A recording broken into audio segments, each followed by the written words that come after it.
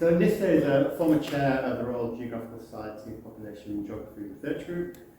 She's a permanent member of the Office of National Statistics Census Ethnic Group Assurance Panel. And if I can say, having worked together as a brilliant colleague and an immensely generous mentor to early career research. So welcome, wonderful to have you here, and over to you. Thanks, Nissa, for a very generous introduction and for the invitation to speak here today. It's great to be here. Thank you all for coming along on this very wet Friday morning. So I'm going to talk about surveys and categorisation of people. So let me start with a bit of a survey. So, can you raise your hand if you will think of yourself as a person who deals in quantitative data and evidence quantitative analysis? Okay. And raise your hand if you work more with qualitative data, evidence, researchers. Slightly more on that side. And raise your hand if you think that distinction between qualitative and quantitative is clear-cut. There we go. And that is the entry point to what I'm going to be talking about today. So I want to grapple with the dilemmas of the classification of people, which has, no doubt, through history, been something that has occurred in human societies, including in terms of race, ethnicity, beliefs. But the possibilities and, I would say, the power of classification and categorisation take on new forms in this particular age when we are awash with information. And I'm particularly thinking about data that's quantitative, that's all around us, that counts, categorises, identifies, sorts, people and groups. So I want to intervene in this long-standing debate in this modern context of data profusion by reflecting on a project that I've been leading for the last 3 years, the Evidence for Equality National Survey, EVENS. And this is a new national survey undertaken by the Centre on the Dynamics of Ethnicity Code. It was funded in 2020 by UK Research and Innovation to document the lives of ethnic and religious minorities during the COVID-19 pandemic. So I want to use EVENS to think about ethnic identity and categorisation. I'm going to tell you about the project, not from the statistical side, though that is worth a conversation at some point, but from the political side. Why we collected the data, how we grappled with questions of classification. I'll then take you on a tour of some of the insights from these data about how people articulate their ethnicity, and about experiences of racism. I'm going to illustrate how what I'm calling critical categorisation can illuminate hitherto hidden experiences by presenting an example of Jewish identity and Jewish experiences of racism. I'm going to argue that great care needs to be taken in the production and use of big data about who is represented and how. And I'll argue that in this big data age, there remains a very important place for robust survey research and critical categorisation in the struggle for racial justice. Nowhere in all the information around us that we could grab from various places can we evidence what I'm going to evidence today using the EVENS survey.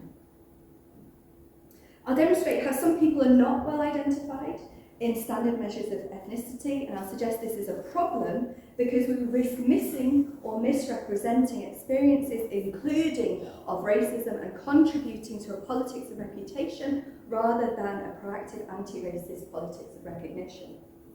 In short, my argument, which I hope will become clear to you in what follows, is that if we care about recognition, we should value more than ever scientific social surveys, but it may be time to rethink ethnic categorisation.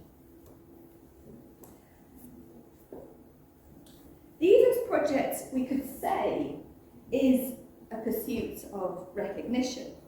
So the politics of recognition is concerned with the democratic questions of how to give voice to suffering and agency to the marginalised. Misrecognition is a form of moral harm, writes Davies. And Gutman, in a classic text, tells us that the politics of recognition as it faces democratic societies today is endemic to liberal democracies because they are committed in principle to equal representation of all. And within the centre with which I and Nissa work, Code, we deal predominantly in ideas of ethnicity as a form of racialised identity based on culture and heritage.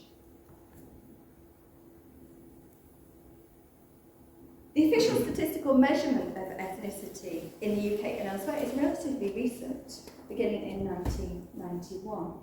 But ethnic categorisation is situational, dependent on the time and place and purpose of measurement. Bridget Byrne reminds us that the framing of ethnicity questions in the census marks a shift in understandings from a biologised notion of descent in the 1991 census to cultural background in 2001 to a simple ethnic group or background personal identification in 2011, and that idea has been retained through to the 2021 round of censuses. The key point here, as Simpson remarks, is that the categories are not objective, but social in their purpose. And the purpose of our work within Code, which has been working for a decade now, is to identify ethnic inequalities, their drivers and potential solutions, and at the heart of this is a concern with racism. Because it's evident that racial and ethnic inequality, discrimination and racism remain entrenched features of the social life of the nation. There's now a huge amount of evidence from Code and elsewhere on the stark and persistent ethnic inequalities in Britain. In this context, I'm interested in how big data can help us or not to understand these inequalities. These quantitative big data are all around us, being recorded and beamed to databases as we speak. And there are marvellous opportunities in administrative data, in commercial data, in mobile data, which is being generated by all of your phones and devices right now, and in linking these data together, what is generally thought of as big data. Yet in all of this, we have an issue of representation. Davies argues that there has been a historic transformation of the public sphere through what he calls platform data and platform capitalism. For Davies, the big data around us and the systems they support should be treated with caution. For him, they engage not so much in a politics of recognition as a politics of reputation, where power is garnered by those who the data and data systems make most visible. Our motivation for the EVEN study was exactly this problem. The big data around us can't reliably tell us about detailed minority groups or about experiences of racism. It was our contention that the academy and political debate needed something else at that particular moment in time. So we aspired to create new evidence and critical analyses to support the transformation of institutions, policy and society towards greater equality. Grand ambitions, and you can read more about the project in general in this book. There are copies here, which are free to lucky first-time customers. And it's also available as a free download from this QR code. So you might think, can't you scrape all the messages about racism from social media platforms and analyse that?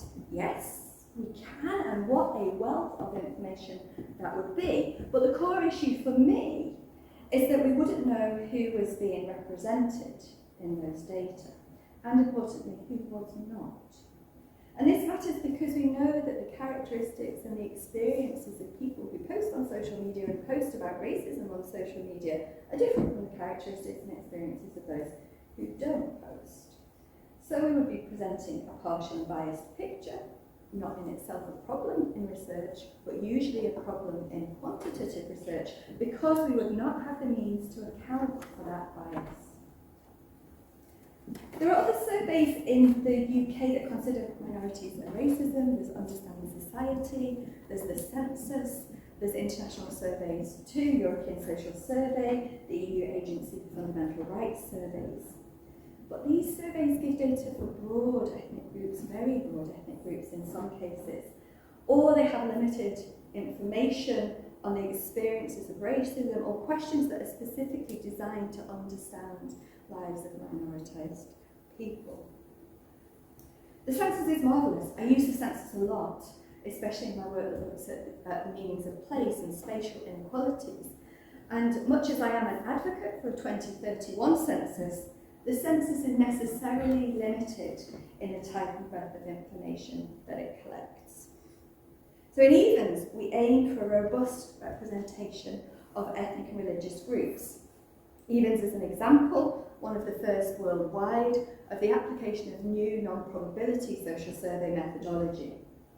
I'm not going to elaborate on that, but suffice to say that we employed innovative methods with an interdisciplinary team of leading experts and, crucially, partners. Because at the heart of the methodology for Evans and the quest for better representation was an open invitation for anyone who considered themselves to be an ethnic or religious minority to take part in the survey. So Evans is the largest survey of its kind to document the lives of ethnic and religious minorities in Britain, and we're really indebted to these partners here for collaboration to recruit participants. So our partners represent a range of ethnic and religious groups and regions across Britain. We've got ethnic minorities and youth support in Wales, Friends, Families and Travellers, the Stuart Hall Foundation, BEMIS here in Glasgow, Institute for Jewish Policy Research, the NHS Health and Race and Health Observatory, Business in the Community, Muslim Council of Britain, Runnymede Trust, Bailey Initiative, Race Equality Foundation, Operation Black Vote, and Migrants' Right Networks, and working very closely with Words of Colour on promotion. So a really stellar cast of partners to help us sell the survey, if you like, to people who wanted to participate. This is an example of some of the advertising events that we ran during the recruitment, and you can see at the bottom here 2 examples where we were trying to target to specific audiences, specific ethnic groups, and address particular concerns of those groups. So concerns of confidentiality and trust among the traveller and Roma communities, and concerns about representing Jewishness and Jewish ethnicity in the marketing to the Jewish communities. And altogether, we recruited 14,200 people to take part in the survey between March and October 2021. And the inclusion here in ethnic groups of Eastern European and Jewish deviates from the standard ethnic categorisations that are used by statistical offices and government and other forms of data collection, particularly in the public sector, or indeed anyone who is subject to the Equalities Act. Let's turn now to some findings from the survey. I want to consider first of all how people articulate their own ethnicity as a means to critique ethnic categorisation. So in addition to collecting the usual categorical tick box self-defined ethnicity that you see on many forms, we also asked participants in Evans to tell us in their own words how they describe their ethnicity. This was the wording of the question. We are often asked to record our ethnicity. How would you describe your ethnic background in your own words? And we'll see some examples of the responses in a little while. But what I want to use these data to get at today is these questions. What concepts and language do people use to articulate their ethnic identity, and how well is this captured by standard ethnic identity classifications? What did we do to answer these questions with the data from this particular survey question? And here I'm obliged to my Evans colleagues, particularly Magda Makowska, who undertook this analysis here alongside James Nasru and I. And what Magda did was extracted the words used by all of the Evens participants in this question about their own description of their ethnicity. And in this she identified over 2,000 unique words that people were using to describe ethnicity. And we undertook a thematic classification of those words, paying attention to where people were using what were called standard articulations and non-standard articulations, and I'll come to that in a moment. So after the cross-validation of this thematic coding among the Evens team and the data cleaning, what we end up with is a data set that identifies for each individual the themes that are present in their articulations of ethnicity. These are what we're calling standard languages and concepts of ethnicity, and these are the categories of ethnic groups used in the England and Wales 2021 census.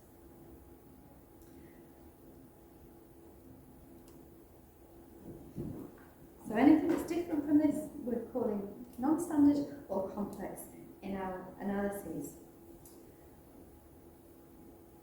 And this chart shows for each of the ethnic groups in Evens the proportion of people who use standard language and concepts in their description of their own ethnicity, that's what's shown in the turquoise bars, and people who use complex articulations of ethnicity.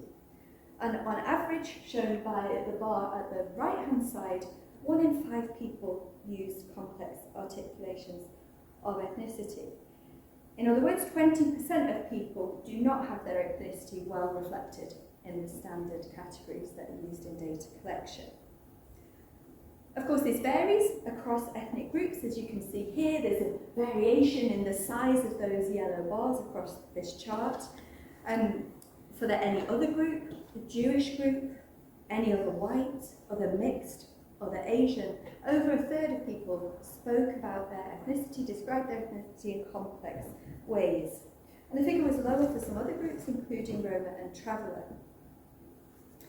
So let's dig a little bit now into the themes and the meanings that were behind these complex articulations. So our analyses in this condensed version of the categories identifies 5 different ways in which people spoke about their ethnicity, in ways that aren't captured by current official methods. First of all, people spoke in terms of culture, family, and migration experiences. They spoke about place in quite a lot of detail, both places outside the UK, places within the UK, sometimes down to very, very local levels. And as a geographer, I'm really very interested in how prominent place was in people's descriptions of their ethnicity. Racialised experiences were present here. So being racialised, experiencing racism, comes to be how people are articulating, speaking about, describing their own ethnicities. And then finally, people use the what we might call classic concepts of nationality, race, ethnicity, and religion, but describing them in ways that aren't used currently in the official data collection.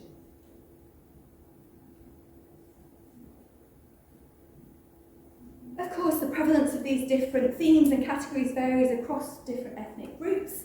Here, I've just taken the first theme that I showed, which was about culture, family, and migration, and showing for the people who expressed ethnicity in a complex way, the proportions in each ethnic group that used this kind of theme, this kind of language.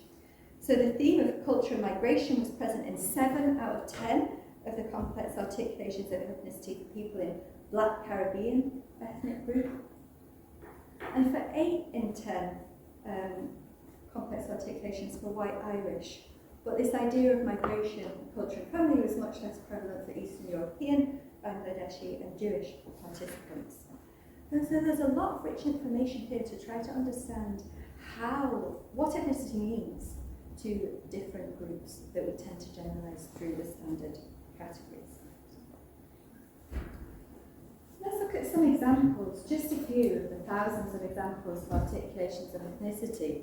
First of all, on this theme of culture and family and migration, and those of you doing qualitative work on race and ethnicity will be very familiar with the complexity that is revealed in these kind of descriptions.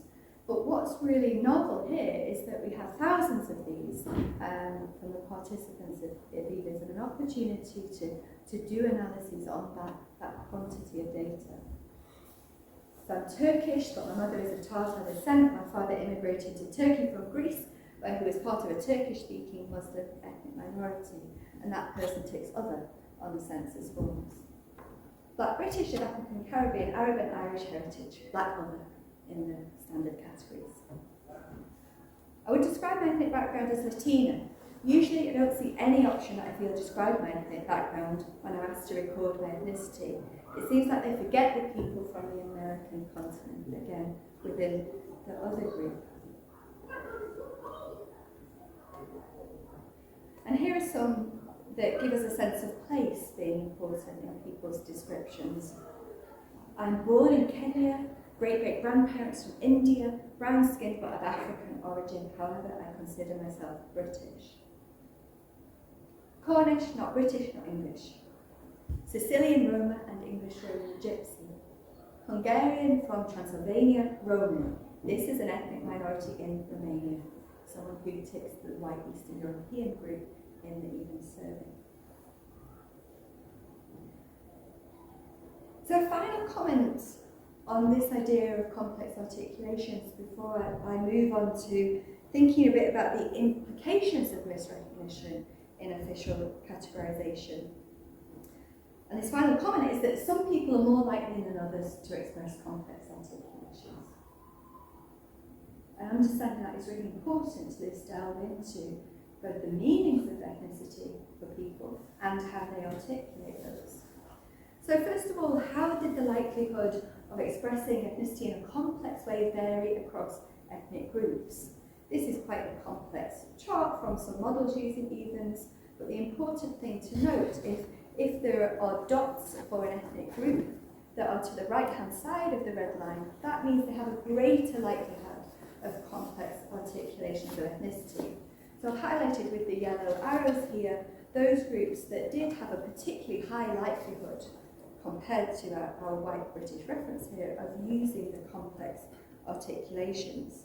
And that's the case for other Asian, Black Caribbean, mixed white and Asian, other mixed, Eastern European, other white, Jewish and other. So as we might expect, these tend to be the less well established and less coherent ethnic group categories that are less well represented in how we capture data as standard. Same kind of chart here. If there are dots to the right-hand side, it's a greater likelihood, greater odds of someone expressing ethnicity in a complex way. And here I've picked out demographic factors, aspects of identity, and political indicators that are associated with the complex articulations. So there is a statistically significant greater likelihood of expressing complex articulations for those who have a strong sense of ethnic identity, who have high levels of experience of discrimination, those who support Black Lives Matter, and those who are interested in politics. So, to recap, I've argued that we need to pay careful attention in quantitative data and analyses to who we're representing or not, and how. I've demonstrated that on average, a fifth of people express ethnicity in ways that are not captured in standard categorisation. Now I want to illustrate how attentiveness to the meaning of ethnic categories can help us avoid misrecognition and help illuminate otherwise hidden experiences, including of racism, by turning to what Evans reveals about Jewish ethnic identity and experiences of racism. First, I want to set the scene by considering the importance of ethnic and religious identity to Jewish people in Britain, and how well standard ethnic categories are capturing how Jewish people want to articulate their ethnicity. So it's clear from the Evans data that religious identity and ethnic identity matter to Jewish people. 95% of Jewish respondents to Evans said that their ethnic background is very or fairly important to their sense of who they are. But recall that Jewish is not an option of ethnicity in standard categorisations, despite 95% of Jewish people feeling that their ethnic Jewish identity is important to their sense of being. And 89% of Jewish respondents said that their religion is very unfairly important to their sense of who they are. So I think we have reason here to want to better understand experiences to do with ethnicity and religion. So we can't study ethnicity of Jewish people in standard data sets, but we can in evens. We saw this chart earlier. It's the proportions who express complex articulations of ethnicity in the yellow segments. And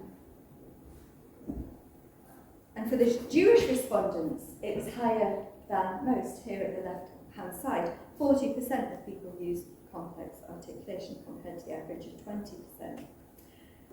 So you might now ask, well, what about those 60% who use standard articulations? Where are they currently in the data that we have? And we can look at that in even. So these are the standard categories again from the England and Wales census. Where are the Jewish people here? Well, 80% of them tick one of the white boxes, and it ranges across the different white categories. A further 15% of Jewish people tick one of the other categories in the census. And then there's around 2% each of Jewish people who select Asian, Black, or mixed ethnic categories in the standard categories. So Jewish people who feel of Jewish ethnicity, are currently hidden in ethnic group categories, and a high proportion articulate their ethnicity in ways that are not captured by those standard categories. Of those Jewish people who use the complex articulations of ethnicity, the vast majority, 93%, describe their ethnicity in terms of race, nationality, or religion, but in ways not currently captured in the standard categorisation. 19% use notions of culture, 12% use notions of place, and 8% described racialised experiences when asked to describe their ethnicity. Why don't those percentages add up to 100%? Why are they more? Just checking your listening. Lots of things maybe. Absolutely. So as we've seen in the examples, in these articulations, they could have all of these things within them. So that's why we don't get a straight 100% here in these descriptive statistics.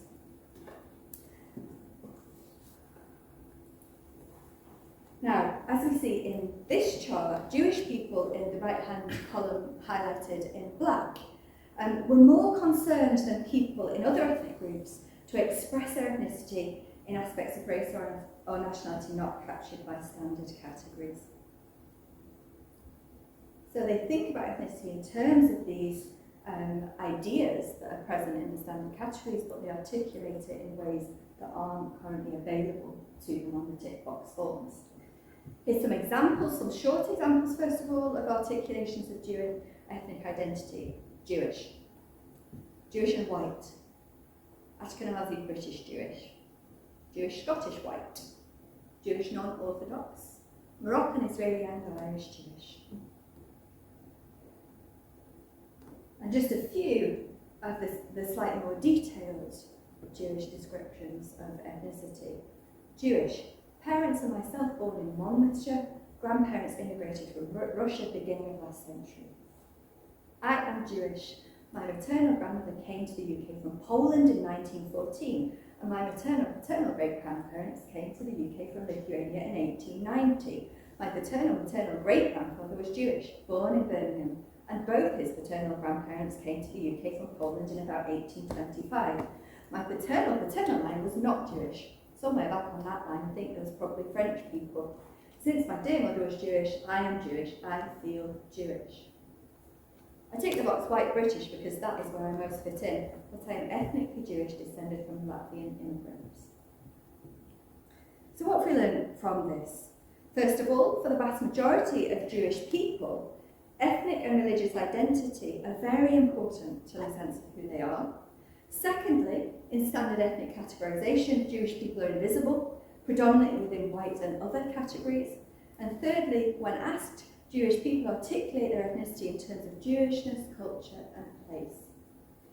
And I think this is quite strong evidence to encourage official statistical agencies and producers of big data, or indeed any data, to reconsider the inclusion of Jewish as an ethnic group category.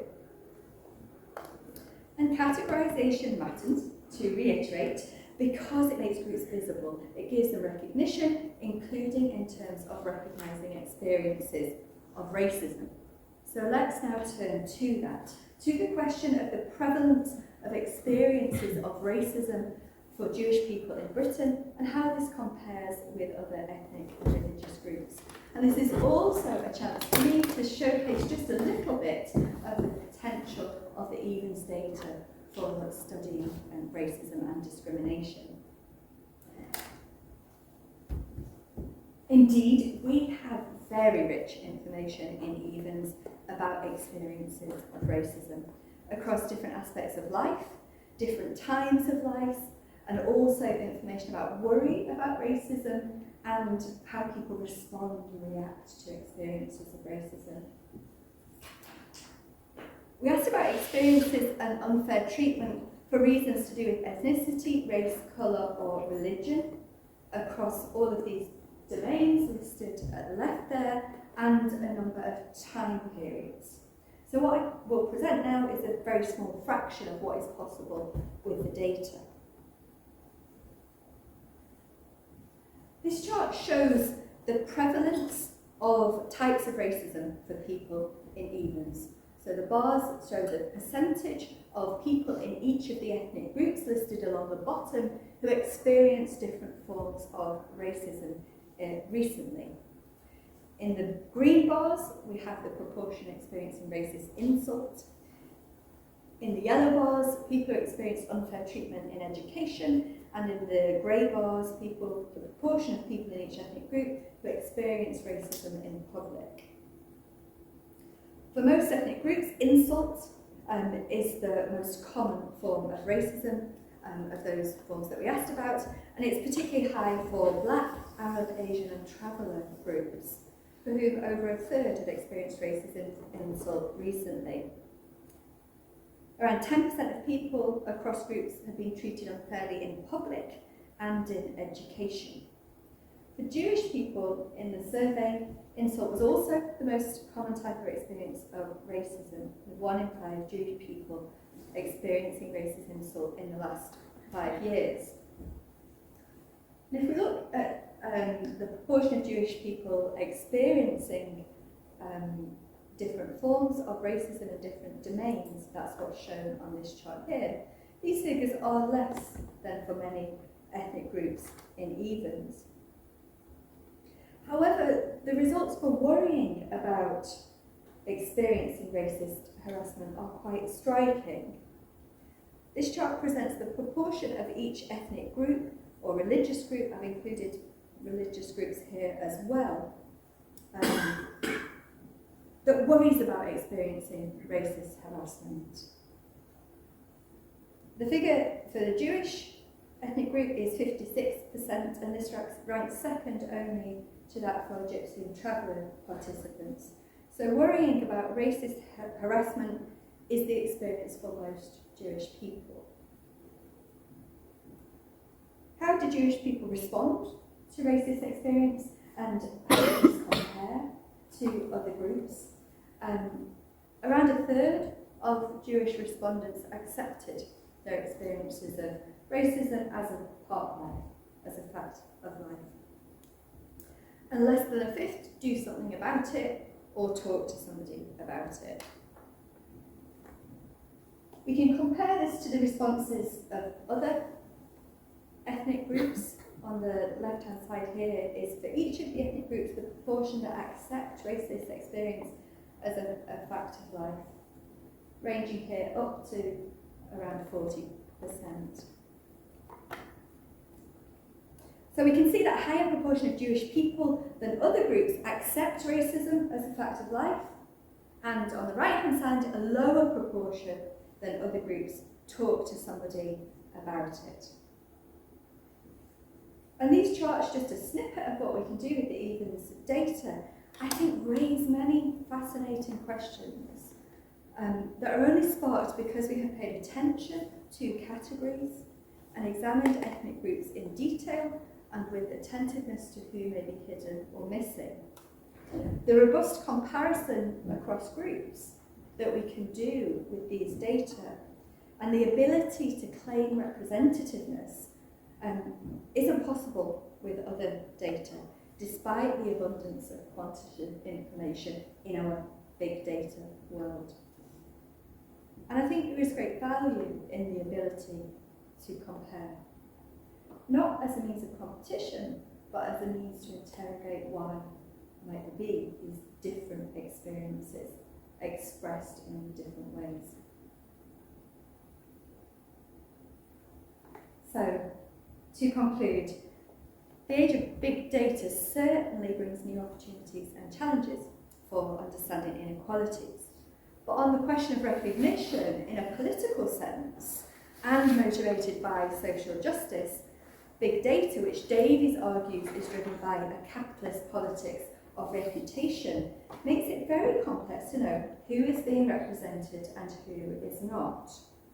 There remains, I therefore argue, a place for what might be called traditional critical social science, including social surveys like evens, in which we can account for who is included and who is not, and we can practice what I'm calling critical categorisation.